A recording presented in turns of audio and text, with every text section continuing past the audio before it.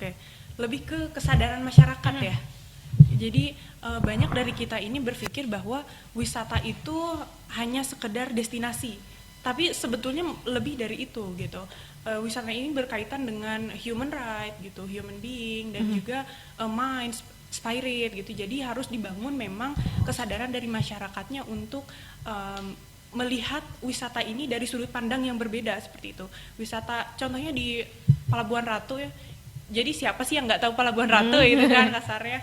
Nah mungkin masyarakat lokalnya yang harus meng-up gitu, dibantu lagi dari kami yang memang ada gitu ya, Mojang Jajaka ini maksudnya sebagai wadah gitu, sebagai aspirasi dari masyarakat yang memang ingin menggalakkan lagi potensi wisata yang ada di daerahnya gitu. Coba untuk hubungi kami gitu, untuk hubungi Mojang Jajaka Kabupaten Sukabumi ini, duta wisata ya, untuk membantu katakanlah untuk meng-up potensi wisata yang ada di situ. Mungkin harapannya lebih ke kesadaran masyarakat lokalnya aja sih. Oke, mungkin nanti ada pendekatan khusus ya. Siapa tahu mungkin nanti Teh Sani sama Kang Rizkan ya, Rikjan gitu. Kang Rizkannya bersama semua tim dari Mojang Jajaka juga bisa mengunjungi tempat-tempat area yang tidak pernah tersambangi sebelumnya. Iya betul. Gitu kan. Nah kalau ngomong soal wisata juga, nah sekarang kan era digitalisasi dan digitalisasi itu tidak hanya soal mempromosikan dan informasi yang enak-enak, banyak juga yang gak enaknya. Betul. Salah satunya yaitu sekarang tuh banyak ramai diperbincangkan tuh tentang bullying ya. Bullying terutama ke perempuan yang kebanyakan itu anak di bawah umur. Nah mungkin Teh Sani sendiri sebagai seorang perempuan dan juga sebagai ikon perempuan di Kabupaten Sukabumi, gimana sih menanggapi hal-hal bullying yang ada di Indonesia sendiri ya, Kabupaten Sukabumi terutama, gimana sih menanggapi hal tersebut terutama di era yang sekarang yang rentan banget bullying tuh emang lagi hangat-hangatnya ya, live banget diperbincangkan dan lagi jadi sesuatu hal yang sedikit agak kita ngedengarnya aja juga udah aduh gimana riskan banget gitu ya. Betul. Gimana tuh tanggapannya? Oke, mengenai bullying ini kan ada juga yang namanya cyberbullying. Itu jadi perundungan melalui sosial media gitu. Dimana sekarang ini yang menggunakan sosial media bukan hanya orang-orang dewasa saja, melainkan mulai dari anak kecil gitu ya. Anak kecil sudah mulai bermain sosial media gitu, sudah mengerti menggunakan platform yang ada di sosial media gitu. Untuk menghindarinya, jadi untuk menghindari bullying ini yang pertama itu lebih ke bagaimana caranya kita untuk menanggapi gitu. Contohnya jika berbicara mengenai cyberbullying ya, banyak katakanlah hate comment gitu di sosial media yang kita miliki, lebih ke diri kitanya sendiri menanggapinya kayak gimana gitu, mau menanggapi itu sebagai dorongan atau sebaliknya gitu, itu akan dijadikan sebuah. Jadi banyak orang yang terkena cyberbullying ini merasa dia tuh memang sangat-sangat terintimidasi gitu ya, sangat terintimidasi. Yang kedua juga ujung-ujungnya stres kan ya gitu. Balik lagi ke bagaimana cara kita mengontrol diri gitu, bagaimana cara kita menanggapi hate comment itu gitu, lebih ke situnya. Jadi pengendalian diri ya. Iya, lebih ke apalagi sekarang yang banyak dirundung itu kan kebanyakan anak-anak ABG ya, ABG labil lah ya pastinya. Usia-usia rentan yang memang mereka tuh nggak memiliki kepercayaan diri. Nah mereka nggak punya kepercayaan diri dan mereka juga nggak bisa menentukan ini tuh benar apa enggak gitu, karena mereka menelan mentah-mentah apa yang didengar orang gitu ya. Nah kalau untuk di Kabupaten Sukabumi sendiri nih, mungkin Teh Sani mendengar ataupun juga sempat berbincang-bincang ataupun juga melihat fenomena-fenomena bullying. Kalau untuk Teh Sani sendiri nih sebagai warga Kabupaten Sukabumi, biar si anak-anak generasi muda ini ataupun juga perempuan-perempuan ya, karena kita sebagai kaum perempuan dan kaum yang lemah, gimana sih biar kita tuh tidak jadi bahan bullying dari orang-orang yang merasa dirinya lebih berkuasa, lebih segalanya lah dari kita kaum perempuan. Oke, lebih ke ini sih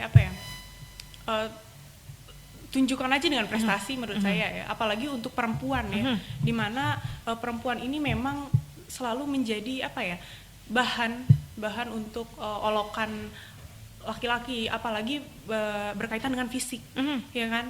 Jadi contohnya orang lain tuh cowok gitu ya, cowok memandang kita tuh melalui fisiknya. Yang pertama dilihat dari wajah gitu. Itu kan salah satu bullying juga kan ya. Tiba-tiba ada orang yang aku mah nggak mau temenan sama dia, wajahnya gimana? Aku gitu. mah nggak punya temen. Nah itu, aku mah sendirian nggak punya temen, itu kadang itu juga ada sih. Jadi saya tahu, bener, karena emang salah satu contohnya kan kayak gitu ya. Jadi lebih ke balik lagi yang tadi sempat dibahas di awal, bagaimana cara kita mengontrol diri gitu untuk menanggapi hal yang bersifat bullying gitu. Kalau kedepannya nanti mungkin ada nggak sih dari Tesani sendiri gitu mengusulkan ke program selanjutnya, misalnya ada edukasi ke sekolah ataupun juga edukasi ke kaum perempuan terutama ABG seperti itulah untuk membahas terkait dengan kepercayaan diri mungkin ya, kalau balik kepercayaan mereka biar mereka tuh tidak tidak takut akan sesuatu hal yang memang sebenarnya nggak perlu ditakutin sih. Yang bikin bullying itu kan kita karena kita ngerasa takut dan kita ngerasa lemah kan ya. Iya, betul. Nah, mungkin ada nggak sih nanti keinginan mungkin ke depan untuk membuat program seperti itu gitu ke sekolah ataupun juga nanti menyambangi, kan biasanya ada kelompok-kelompok tertentu ya, anak-anak tuh ada grup-grup tertentu lah buat anak sekolah tuh seperti itu. Ada nggak sih keinginannya? Program keinginan saya gitu ya untuk lebih menggalakkan penyuluhan edukasi yang tadi Teteh bilang ya, mengedukasi teman-teman yang ada di, contohnya yang rentan itu anak-anak SMP ya. Jadi kami mungkin nanti kedepannya akan mengadakan penyuluhan atau sebuah program di mana program tersebut mengedukasi teman-teman adik-adik dari anak-anak SMP gitu untuk lebih percaya diri dalam dalam menyikapi hal-hal dari luar gitu, dan juga lebih bijak menggunakan sosial media seperti itu. Bener banget sih. Jadi memang kita harus menahan diri ya. Apalagi buat ABG yang sekarang mungkin lagi nonton, lagi lihat, itu memang kita tuh harus tahu dan kita tuh harus menunjukkan dengan prestasi. Benar nggak kata Tesani? Tesani sendiri ini berprestasi banget, sahabat RCL. Udah jadi Mojang, pinilih Kabupaten Sukabumi. Tesani juga seorang paskibraka di tahun 2018 Jawa Barat lah gitu kan, susah banget masuk ke sana. Udah gitu menjadi salah satu voluntary di mana? Di ASEAN Para Games ya? Di ASEAN Para Games, luar biasa, tepuk tangan dulu. Nanti juga yang mau lihat terkait dengan program-program dari Mojang Jajaka boleh diinfoin nggak ke teman-teman yang ada di rumah gitu?